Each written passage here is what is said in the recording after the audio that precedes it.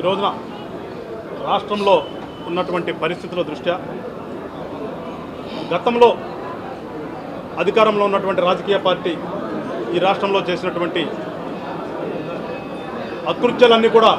రోజుకోటి వెలుగులోకి రావటం గమనిస్తూనే ఉన్నాం. దీనిలో భాగంగా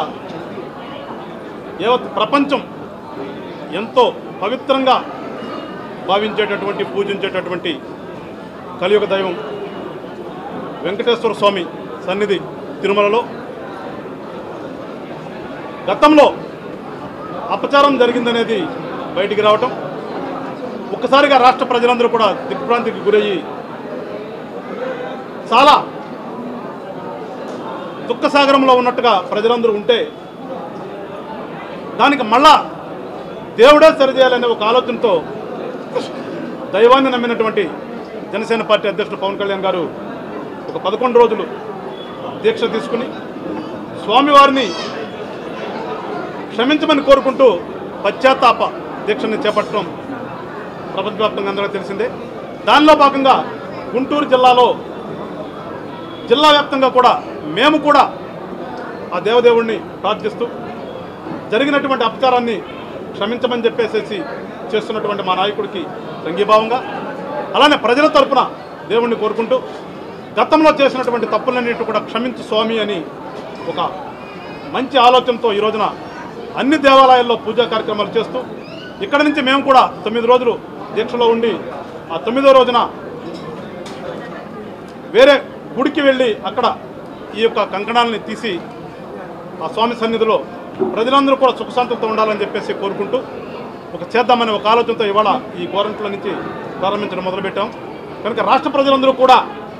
ఒక మంచి ప్రభుత్వం ఏదైతే ప్రస్తుతం ఉందో ఈ మంచి ప్రభుత్వానికి మీరందరూ కూడా ఆశీస్సులు అందించండి. ఈ ప్రభుత్వం మీకోసమే పనిచేస్తుంది, మీ యొక్క అభివృద్ధి కోసం, మీ యొక్క భవిష్యత్తు కోసం, రాష్ట్ర అభివృద్ధి కోసం పనిచేస్తుంది. కనుక మీరందరూ కూడా ఈ కూటమిని ప్రభుత్వాన్ని ఆశీర్వదించండి. కూటమి ప్రభుత్వం నాయకులు చేసేటటువంటి అన్ని కార్యక్రమాలు కూడా మీరు కూడా సపోర్ట్గా ఉండండి చెప్పేసి రాష్ట్ర ప్రజలందరూ కూడా కోరుకుంటూ మరొకసారి దేవుణ్ణి కోరుకుంటూ గోవిందా